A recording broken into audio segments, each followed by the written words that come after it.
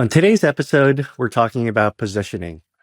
Most agencies can describe what they do, but very few can explain why someone should pick them over the next agency in 2 sentences.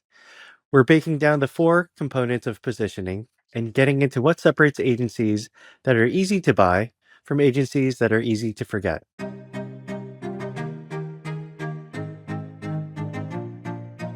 All right, Siwuk. So positioning, big topic. And before we kind of dive in, one of the things to kind of mention is, why do agencies find positioning so hard and challenging? And I think a lot of that has to do with the way agencies kind of get into business. So, a lot of times, and this is kind of common across, our industry is, oftentimes it's somebody who's really good at doing something. They might have been, a creative director type or maybe a marketer. And, they decide to kind of strike it on their own, maybe as a freelancer at first. And, those initial first few deals and projects are often just organic, through their network, people who trust them and are kind of giving them these opportunities.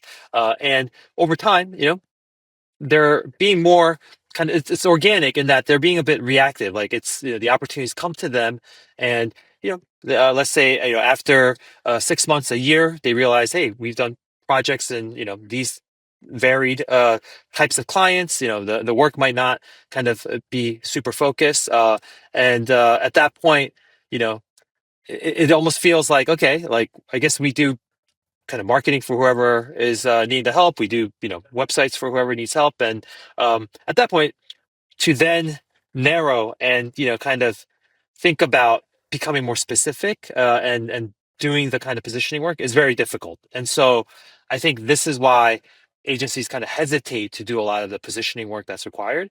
But one of the things that we really encourage our agencies, as well as anybody that we're kind of giving this framing to, is that think of positioning as something that's future looking, and it's about the agency you want to become. And so you don't have to abandon the clients or the warm leads that you're getting right now, but it's about putting a stake in the ground of who you want to be, how you're going to go to market, and how aggressively you're going to go after specific types of opportunities. And so with that in mind, I think hopefully that makes it easier for people to invest in the positioning side. Sounds good. So let's dive into the 4 components. So the four, it's category, wedge, provable, differentiators, and then why now. So we'll go through each one and then go through some examples to tie it all together. All right. So the first is category. So category, just think of this as the shorthand way that buyers use to remember you. So what kind of agency, are you to them? So I think, important thing here is to think about, is the category specific enough to signal your expertise, but also familiar enough that people can really understand it when you say it immediately. So yeah, some examples to kind of go through. Familiar to us is Shopify Commerce Agency for CPG brands. So that would be a category versus, call it, full service digital agency. So if you think about those two examples, one tells you exactly who this is for, versus the other one, it doesn't really tell you much in terms of the category. Yeah, I mean, a good test here is like, if a prospect's boss comes around and goes, "Hey, like, what's that agency again?" The champion that you're working with to sell into this, brand needs to be able to answer in a one line, and so just having this category really well defined is super helpful. Yeah, and I think, category also is, making sure that the category you choose isn't so broad that, it's just, you're compared with, the whole industry and a lot of people.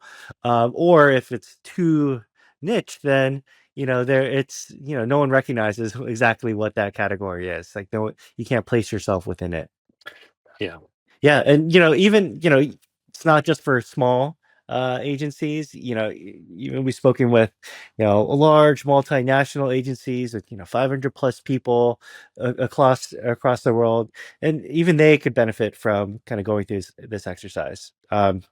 So the agency we talked to, said that they were competing, so broadly, and ended up losing a lot more than they should have been for their expertise and their experience. But once they really went through the exercise of defining, their categories around the industries that they work with, versus leading broadly with, we do design and development, the conversations really change with those prospects. I think that's a great point to kind of underscore is that, hey, like positioning isn't just for the small guys. It's just really important because at the end of the day, what is it you're trying to be more memorable, and positioning is one of those things that helps you towards take that step. Awesome. Cool. Let's move on to the second, which is the wedge. So you think about the wedge as the edge that gets you into the door. So if the wedge isn't your kind of full service list of everything you do. It's really thinking about what is that specific problem that gets someone to talk to you specifically. So yeah, is it a good wedge? I would say is it's something that is specific, right? But it's a painful moment or something that's easy to recognize when you're talking to clients in a sales conversation. Yeah, I would say like they lead to more work, right? Like Wedge, you could kind of think of as like the entry point, and it doesn't have to define the entire relationship that you have with a client as an agency. But yeah, it's about that kind of you know. I mean, think about it. Wedge. Just visualize it, right? It's Yeah. kind of that sharp point of something that helps you enter. Yeah. Cool. So yeah, let's just think about some specific examples of wedges. So one is, helping a CPG brand launch a new Shopify experience. So that's kind of the entry point of the conversation. Or turning a messy paid social program into a measurement-ready growth system. So thinking about that painful, uh, uh, specific point in someone's experience.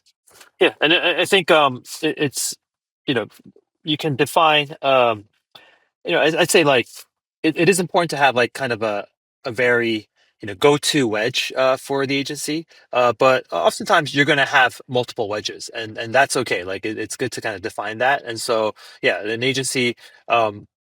For example, one of the agencies that we were speaking with, they talked about kind of a couple different wedges that kind of get them in. One was like aging infrastructure requiring replatforming, for a website, for example. And then another wedge that they use for a slightly different kind of stakeholder was like, marketing teams that can't move fast because their systems are broken. And so, depending on who they're talking to, this same agency can kind of use these wedges where appropriate. Yeah, and along those lines, you don't have to have one wedge forever. You're really thinking about for those specific conversations you're having, like what is the sharpest angle that you could use to get in for that particular deal.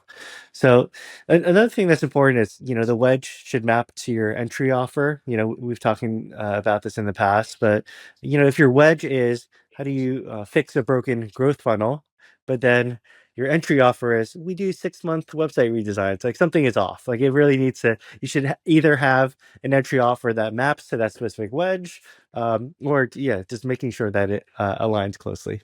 Yeah, and if you're curious about kind of the entry offer slash, kind of the overall shape of an engagement, we talked a lot about this on episode 31 on the service offering. So please check that out.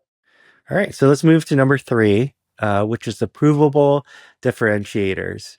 And this is what a client would say about you without, you prompting. So, uh, one important thing about differentiators is, they're only really, they only matter if you can observe and verify the differentiator. So some weak differentiators we've seen are, if a client says, "Oh, the team is strategic," or they have a really senior team, or they really care. Like it doesn't, these are really adjectives that a lot of agencies say. Yeah, I mean, clients, yeah, they might say they want those things, but then like at the end, it's like yes, because every agency typically uses the same adjectives, it doesn't land the same. So when we talk about what's a strong differentiator, it's specific, right? At the end and very tangible. So you know Some examples, we deliver a working prototype within 1 week of kickoff, right? That's the differentiator. Like, Yeah. it's like, oh, okay, I get it. And then, another one might be like, we've helped, six B2B SaaS companies improve lead volume by 15 to 30% in the first quarter. Another one where, it is observed, it is verified, it's this kind of differentiator that is kind of very specific. And then, maybe even something along the lines of like, we only support B2B e-commerce sites on Shopify. It's like, oh, cool. Like Shopify, typically it's a consumer, direct to consumer kind of web experience, but oh, you do it just for B2B. That's a interesting differentiator. So yeah, like I said, this is like, it's all about like, kind of picking something that will stick. So, if category is something where, it's this mental bucket with it, and then the wedge is like the kind of the pain and the sharp edge of the things, then differentiator kind of continues to reinforce that. Yeah. If you think about another angle for differentiators, if it's like the opposite of saying what you don't do often is more powerful than saying what you do. So like if you say you only work in this one platform or you only work with, clients over a certain revenue threshold, all of these help, build up your conviction and signal that, this is, you have this focus and specificity in what you do. Yeah, definitely. And yeah, we've seen this, in verticals like fintech, where you know, uh, they might describe their differentiator as like, hey, we translate complexity into clarity. And, this is directionally right, but it's still a bit abstract. We would love to see something a bit more, specific. Maybe it's kind of like something like, hey, we, rebuilt a neobank's fee disclosure flow, or like, maybe we kind of helped drive like support tickets down by X%. Something like that would actually kind of stick in the minds, and especially whoever you're talking to, you have these specific differentiators that can like really live in their minds. That can be impactful. Yeah. And this overlaps with the idea of costly signals or commitments that are really hard to fake. So if publishing your pricing publicly, and sharing your real metrics, so tangible metrics and case studies, and really, publicly sharing all of these constraints around who you work for or don't work for, all of that is what helps build trust, because all of these aspects are really hard to fake and come from your experience. Exactly. Words are cheap, but yeah, if you could back it up, then it's a lot stronger. Yeah. Yep. All right. Number four is why now? So, what is the urgency trigger? It's really thinking about, why this matters right now for the buyer. And this could come in a lot of different forms. So, broadly, like market could be shifting. Platform client could go through a platform change. Their new roles. So the buyer could be moving into a new role in the organization or joining a new company. There could be regulatory changes that are forcing something to happen, or just general economic pressures that they're feeling. Yeah, a couple examples here. So, like, let's say a B2B content agency. So, stuff's happening in the AI space, right? So then you could say, oh, these days, like AI generated content is flooding, every channel, right? And so, even, there's some stuff happening with Google, and there's all this like buyer fatigue with like generic thought leadership. And so that becomes a real liability. And so, this agency can really talk about, the urgency of needing to like have differentiated POV, and because this is the only way to cut through. So that's an example. Another one might be, if you're a healthcare marketing agency, uh, you could say, hey, look, FTC and HIPAA enforcement around tracking pixels, is making it so that, if you have, marketing stacks that are non-compliant, you could be in trouble. And so brands really need to rebuild measurement with tools, with tools that are more compliant. And so that is another kind of like time sensitive, why now trigger. Yeah. So the why now aspect gives your wedge the urgency. So without it, if you think about the prospect, they might think you're interesting and they think you have a lot of expertise and they may be in your perfect category, but they don't have a reason to act on it. And so the why now is important for enacting that action. Yep. One thing that we're seeing a lot these days are, there are a lot of trendy why now triggers like AI, right? It's like, all right, That's definitely feels like something that has urgency. And if you have real expertise around an area, you know, that makes sense, and that could definitely be a trigger that you can use. But then if you're just jumping on it because everyone's jumping on it, and you don't really have any experience or anything to prove and show, buyers will see through that. So it's not just the urgency that you have to jump on. You really need everything that to back it up. Yeah, I mean, a little aside there. I think, one thing that I think we've tried, and I think our agency leaders across Barrel Holdings have been good about is, just not AI washing the positioning. So, like, just I know there's a rush to kind of be like, oh yeah, like we're AI native now, and we do, like we are AI first XYZ, and you kind of see homepages embracing that, across the landscape of agencies. I think, like, yes, like AI is important, and it's not that our agencies aren't embracing AI, but I think you really have to have that real expertise that takes time, and you really have to come up with like a real wedge and real proven differentiators. And so we're letting a lot of this stuff kind of play out before you kind of slap AI all over the homepage. And so I think I feel pretty good that we've not fallen into that trap. And so, yeah, I think there's something, if you've kind of, gone that path, it's something for you to think about.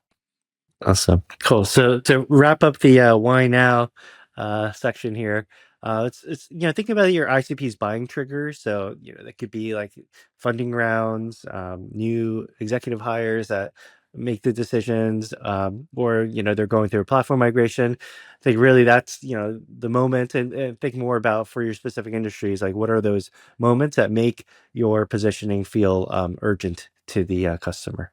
Yep. So, yeah, let's kind of pull this together into a fictional example. Pete, if you want to kind of run through this fictional agency called Signal Path. Yeah. So, Yeah. okay. So let's imagine this fictional agency. It's called Signal Path. And let's start with a category. So, the first of the four.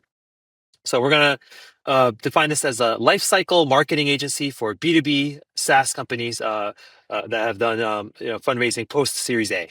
So so that's the category, right? Life cycle marketing agency for B2B SaaS post Series A. And so what does that say? It's not demand gen, it's not brand, it's not performance, right? It's specifically life cycle, right? So that's onboarding, activation, retention, expansion. And then the post Series A means they've explicitly ruled out, these pre-revenue startups, or maybe more mature like enterprise tier SaaS. So they're working with the companies that have product market fit, but then they're trying to scale the usage without kind of running into issues.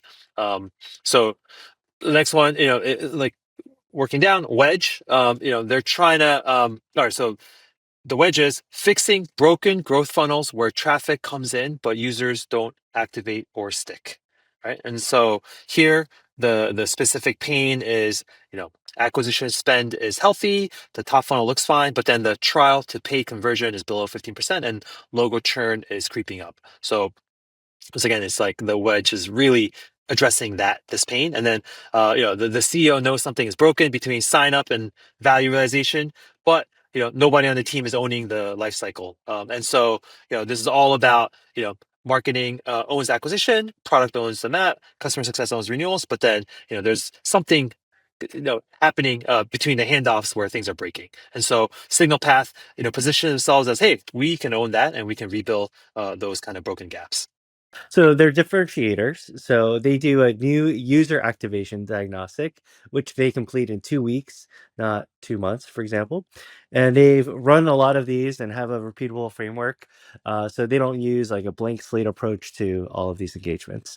Um, because they've done this so much, they've benchmarks from 30 plus B2B SaaS funnels segmented by ARR stage. So when they tell you, what your activation rate is, and if it's underperforming or not, they have all the data to back where you're sitting in that spectrum. And then their outcomes from that, they can prove 15 to 35% activation rate increases within 90 days, and tie that to revenue metrics, not just vanity numbers that they're showing you. And the why now for this agency is, thinking post 2023 funding tightening across the board, and their board members are scrutinizing efficiency over growth. So CAC payback and making sure that they're showing tangible growth there. So I think really in their target market, so companies that may have raised in 21, 22, they're many years in and need to show real economic unit economics, not just the top line growth. That if you think about from their point of view, the activation improvement flows straight to the LTV and the payback math that investors are looking to see.